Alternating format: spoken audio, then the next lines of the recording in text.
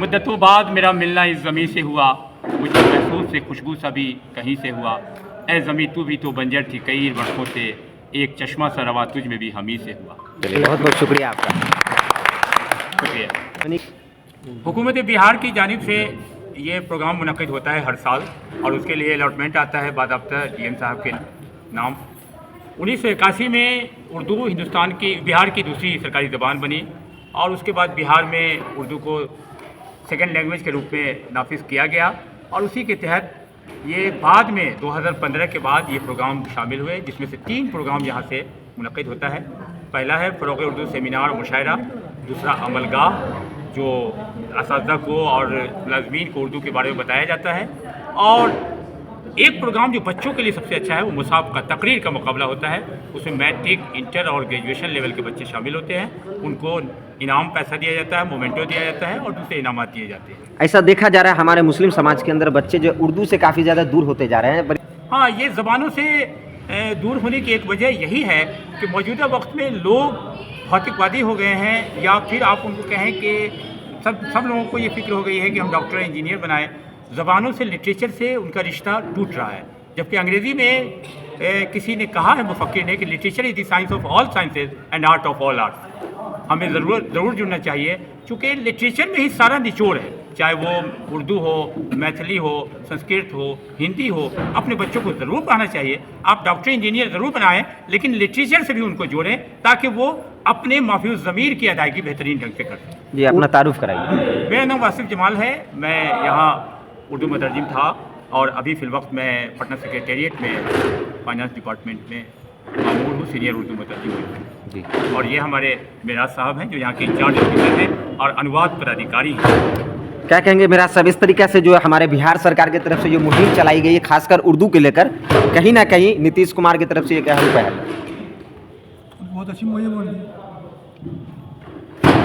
उर्दू ज़ुबान से जुड़ने के लिए लोगों को क्या कहेंगे? धीरे धीरे इसकी तादाद जो घटती जा रही है। प्रमोट कर रहे हैं हमको, उर्दू को पढ़ने पढ़ाने को प्रमोट कर रहे हैं हम लोग। जो लोग नहीं जानते तो सीखने के लिए क्या करेंगे, क्या क्या कर सकते हैं? जो गैर कौम के लोग अगर उर्दू ज़ुबान से जुड़ना चाहते हैं, सीखना चाहते हैं, तो क्या करेंगे? उनके लिए हम सिखाएंगे। मैं अभी इजाफा कर दूं कि अभी असिस्टेंट ट्रांसलेटर का रिजल्ट आया है, और जिससे बहुत जल्द हुकूमत बिहार लगभग 1000 की बहाली करने जा रही है। उसमें बहुत सारे शेड्यूल कास्ट के बच्चे भी आए, और उनकी बहाली हो रही है। पिछले उर्दू ट्रांसलेटर की भी बहाली हुई, उसमें कुछ बच्चे आए शेड्यूल कास्ट के, और शेड्यूल कास्ट के बच्चे भी उर्दू से जुड़ रहे हैं, उर्दू पढ़ा रहे हैं अपने बच्चों। मधुबनी के प्रशासन की तरफ से आप लोगों को किस तरीके का सहयोग मिला आज के इस प्रोग्राम में? बहुत बेहतरीन सहयोग मिला। यहाँ तक कि आज की बात मैं बता दूं कि आज डीएम साहब की बहुत हाई लेवल मीटिंग थी, आप जानते होंगे, और उस हाई लेवल मीटिंग के बावजूद वो यहाँ वक्त मुकर्रर पर 10:30 बजे यहाँ पहुँच गए थे, और यहाँ तक कि बहुत सारे लोग हड़बड़ उनके दौड़ते हुए आए उनके बाद, और वो वक्त से पहले यहाँ पहुँच गए, और पहुँच करके उन्होंने बाज़ाब्ता वक्त दिया यहाँ, और प्रोग्राम में शामिल हुए, और उनकी शान में यहाँ नज़्म भी सुनाई गई है, और वाकई जिला मजिस्ट्रेट पर हम सबको नाज। आपके कुछ मशहूर नज़म अक्सर सुनाई देते, 2 लाइन हमारे व्यूवर्स को थोड़ा मैं मधुबनी के बारे में ही बता दूं कि मुद्दतों बाद मेरा मिलना इस ज़मीं से हुआ, मुझे महसूस से खुशबू सा भी कहीं से हुआ। ए ज़मीं तू भी तो बंजर थी कई वर्षों से, एक चश्मा सा रवा तुझ में भी हमी से हुआ। चलिए, बहुत बहुत शुक्रिया आपका। शुक्रिया। फहमी है जो बहुत राइज हो चुकी है, और इतनी राइज हो चुकी है कि आपने भी सवाल किया, जो सवाल की जो शुरुआत की वो यहीं से की कि मुसलमानों के बच्चों में उर्दू के तय जो है दिलचस्पी कम हो रही है। तो ये जो है ना, उर्दू किसी धर्म की ज़बान नहीं, उर्दू हिंदुस्तान की ज़बान है, और खालिस हिंदुस्तानी ज़बान है। और ज़बानें कभी भी किसी धर्म, किसी मज़हब की नहीं हुआ करती है। वो लोगों की होती है, देश की होती है, मुल्क की होती है।